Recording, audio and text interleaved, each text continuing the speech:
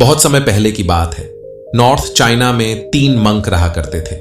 उनका नाम किसी को नहीं पता, क्योंकि उन्होंने कभी अपने बारे में किसी को कुछ नहीं बताया। चीन में आज भी उन्हें बस 3 हंसते हुए मंक के नाम से जाना जाता है।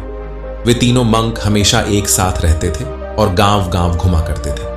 वो जिस भी गांव में जाते, वहां की बाजार के बीचों बीच खड़े होकर जोर जोर से हंसना शुरू कर देते।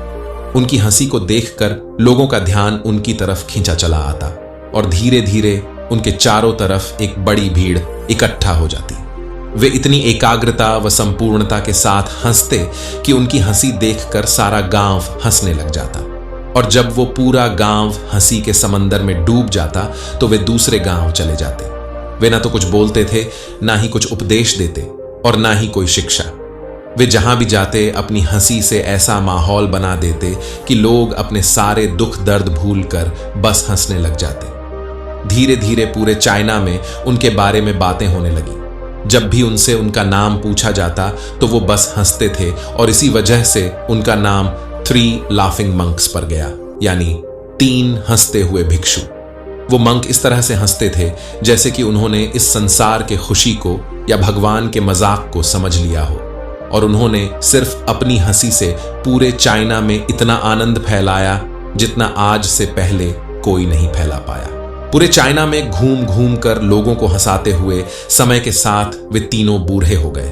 और एक रात जब वे एक गांव में ठहरे हुए थे तो उन तीनों में से एक मंक की मौत हो गई। यह खबर सुनकर पूरा गांव दुखी हो गया। गांव वाले को लगा कि शायद आज के दिन वो 2 मंक जरूर रोएंगे, और यही देखने के लिए हर कोई उनसे मिलने आया। जब सुबह हुई तो पूरा गांव इकट्ठा हुआ, लेकिन वो दोनों मंक तीसरे मंक की शरीर के पास बैठकर जोर जोर से हंस रहे थे। ऐसी हंसी जैसी उन्होंने आज से पहले कभी ना हंसी हो।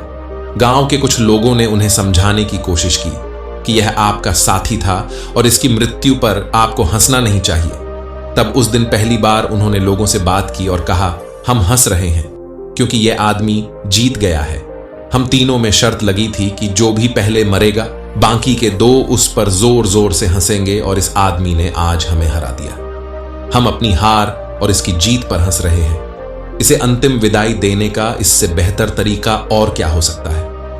ऐसा कहकर उन्होंने उस तीसरे मंक को चिता पर लिटा दिया। चीन में यह प्रथा थी कि जब किसी इंसान की मृत्यु हो जाती तो उसके पुराने कपड़े उतार कर उसे नए कपड़े पहना दिए जाते थे।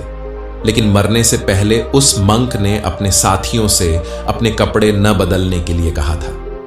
उस मंक ने कहा था कि मुझे स्नान मत करवाना, क्योंकि मैं कभी अशुद्ध हुआ ही नहीं।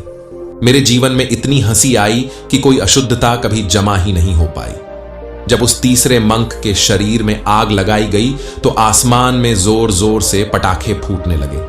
उस मंक ने अपने कपड़े के अंदर ढेर से पटाखे छुपा कर रखे थे। ऐसा नजारा देखकर पूरा गांव जोर जोर से हंसने लगा, और मरने के बाद भी वो मंक लोगों को चेहरे पर एक मुस्कान देकर गया।